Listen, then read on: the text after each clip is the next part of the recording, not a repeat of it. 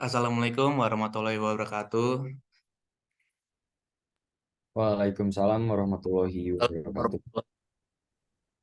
Baiklah, kami dari kelompok 8 akan mempresentasikan sebuah artikel yang berjudul Penyalahgunaan Narkoba oleh salah satu komika di Indonesia yang bermata kuliah kan kewarganegaraan. Yang diajarkan atau dosen pengampunya oleh Bapak Dr. Subelo Weliono, SHMPD, dan beranggotakan 5 orang. Yang pertama oleh saya sendiri, Zuan Purba, dengan NPM 2310073. Saya Adventus Christopher Lemengaul dengan NPM 2310061.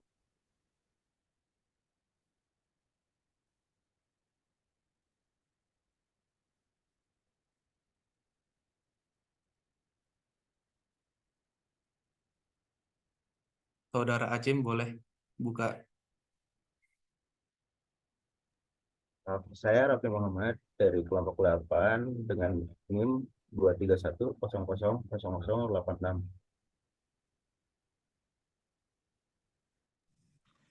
Dan saya Ega Juliana dengan NPM 231000055.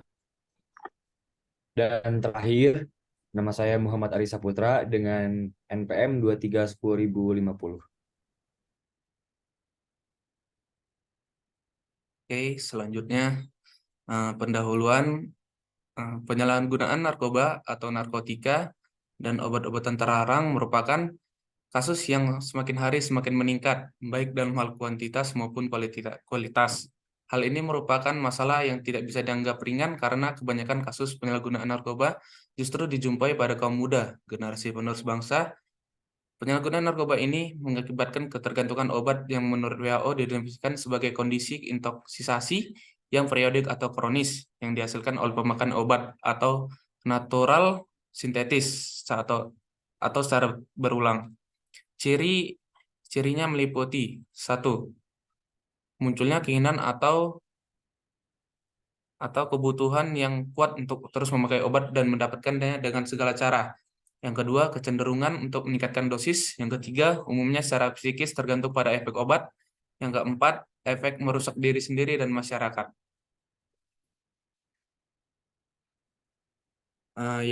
Dan pada kesempatan ini kami dari kelompok 8 akan menjelaskan sebuah kasus yang kami beri judul penyalahgunaan narkoba oleh salah satu komika di Indonesia. Komika yang kami maksud adalah Reza Pardede alias Coki Pardede. Boleh dilanjut oleh saudara Kris. Baik, di sini saya akan membacakan latar belakang atau riwayat Coki Pardede. Reza Pardede SS lahir pada 21 Januari 1988. Dikenal sebagai Coki Pardede, adalah seorang komika atau komedian, penyiar radio, presenter, pemeran, dan YouTuber. Ia merupakan salah seorang konsisten ajang pencarian bakat stand up komedi Indonesia Kompas TV musim keempat yang diselenggarakan oleh Kompas TV dan Stand Up Komedi Akademi musim kedua. Coki dibesarkan di kota Depok dan menyelesaikan seluruh pendidikannya di sana. Sebelum mengikuti kompetisi Suci 4, Coki pernah bermain di serial Malam Minggu Miko 2 bersama Raditya Dika, Andovida Lopez, Adian Saputra, dan Jovialda Lopez di 2 episode yang berperan sebagai produser televisi lokal. Coki merupakan seorang komika dari komunitas stand up Indo Depok dan juga komika di Universitas Gunadarma. Di komunitas Depok sendiri, Coki termasuk komika senior bersama dengan Heri Hore. Tahun 2014, Coki mengikuti kompetisi stand up komedi Indonesia Season 4 yang diselenggarakan Kompas TV dan bertahan hingga babak 7 besar. Coki close mic di show 10 stand up komedi Indonesia Season 4, namun tergeser ke 8 besar setelah kembalinya Pras Teguh ke dalam kompetisi via babak callback. 2 tahun kemudian, Coki kembali mengikuti kompetisi stand up komedi. Coki tercatat sebagai finalis stand up komedi Akademi Season 2 pada tahun 2016. Coki sendiri berhasil bertahan hingga 9 besar di kompetisi ini. Coki kemudian bersama Tretan Muslim serta beberapa komika membentuk sebuah kelompok bernama Majelis Lucu Indonesia atau MLI yang bergerak sebagai kelompok yang menyajikan acara stand-up komedi dengan berbagai genre. Muslim dan Coki juga memopulerkan konten pemuda tersesat yang menghadirkan sosok Habib Hussein Jafar Al-Hadar. Untuk seterusnya, kronologi akan dijelaskan oleh Saudara Raffi. Untuk kronologi komika Reza Pardede alias Coki Pardede ditetapkan sebagai tersangka terkait kasus penyalahgunaan obat-obatan terlarang jenis sabu. Polisi mengungkapkan kronologi penangkapan Coki Pardede. Kabid Humas Polda Metro Jaya Kombes Yusri Yunus mengatakan Sat Narkoba Polres Tangerang Kota awalnya mendapatkan laporan dari masyarakat terkait penyalahgunaan narkoba. Polisi lalu melakukan penyelidikan. Sebelum penangkapan Coki, polisi menangkap seorang kurir sabu di sebuah apartemen di Jakarta Selatan. Polisi mendalami kasus hingga menangkap Coki dan seorang pemasok sabu lainnya. Pada Selasa, 31 Agustus 2021, polisi mengamankan seseorang wanita berinisial WL di sebuah apartemen di daerah Pesanggerahan Jaksel pada pukul 15 WIB, jam 5 sore. WL kita amankan di salah satu apartemen di daerah Pesanggerahan, Jakarta Selatan. Kemudian dari saudari WL kita ketahui dia adalah kurir yang sering mengantarkan narkotika jenis sabu kepada seseorang yang baru saja diantarkan, kata Yusri. Polisi melakukan interogasi kepada WL, kemudian diketahui WL baru saja mengantarkan sabu kepada Coki. Untuk selanjutnya, silakan Gajul. Baik, sebelumnya perkenalkan nama saya Ega Juliana dengan NPM 231000055.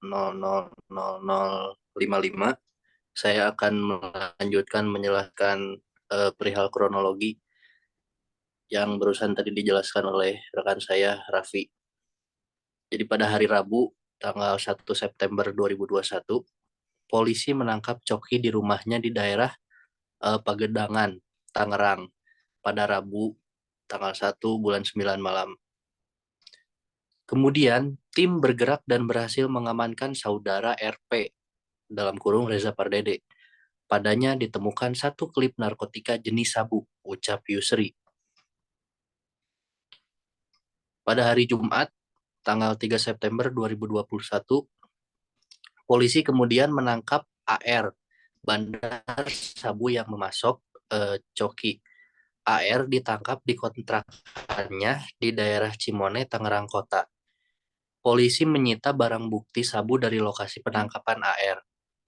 Kita dalami lagi, karena WL ini adalah kurir. Dari mana barang ini didapat selama ini? Tersebutlah nama satu lagi. Inisialnya RA, kata Yusri. Baru tadi malam kita tangkap. Saat kita lakukan penggeledahan, kita temukan lagi sabu-sabu bruto hampir 11 gram tambahnya. Lalu polisi terus mengusut jaringan peredaran sabu.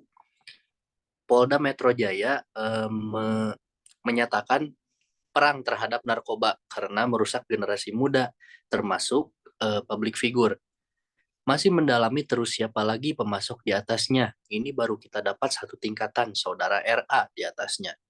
Ini masih kita dalami lagi pemasok di atasnya, karena mereka biasanya berantai, urainya.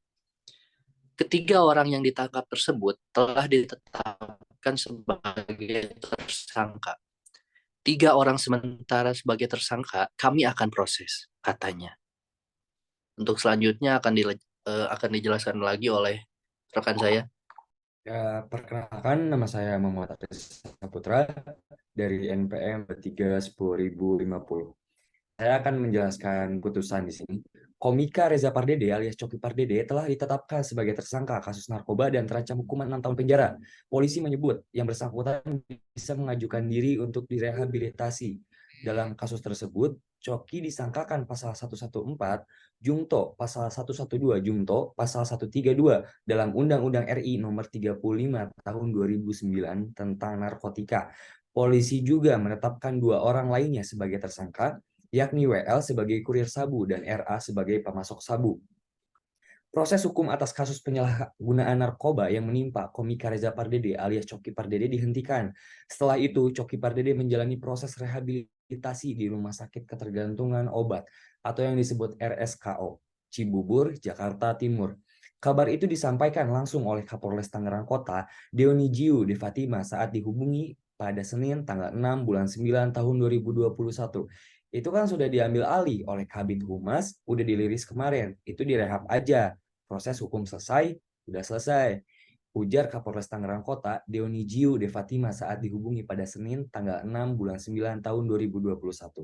Menurut Deonigiu De Fatima, keputusan Coki Pardede untuk direhabilitasi sudah memenuhi unsur-unsur. Meski sebelumnya Coki Pardede sempat ditetapkan sebagai tersangka. Itu kan awalnya. Saat ini kan setelah ditangkap, bandarnya ternyata itu hanya korban. Korban itu tidak memenuhi unsur-unsur untuk dilanjutkan proses hukum, ucap Deonigiu De Fatima. Kehidupan setelah rehabilitasi. Reza Pardede alias Coki Pardede kini telah bebas dari rehabilitasi dan mulai eksis lagi di dunia maya setelah menjalani perawatan di RSKO Cibubur sejak Maret tahun 2022 saat satu eksistensinya bisa dilihat ketika ia diundang di video podcast Close the Door di kanal YouTube Deddy Corbuzier. Saat ini, Coki Pardede kembali sebagai komika atau komedian dan juga sebagai konten kreator di berbagai sosial media. Dia pun berkata untuk terus berjuang hari demi hari agar tidak kembali menggunakan obat-obatan terlarang dan tidak terjerumus penyalahgunaan obat-obatan terlarang.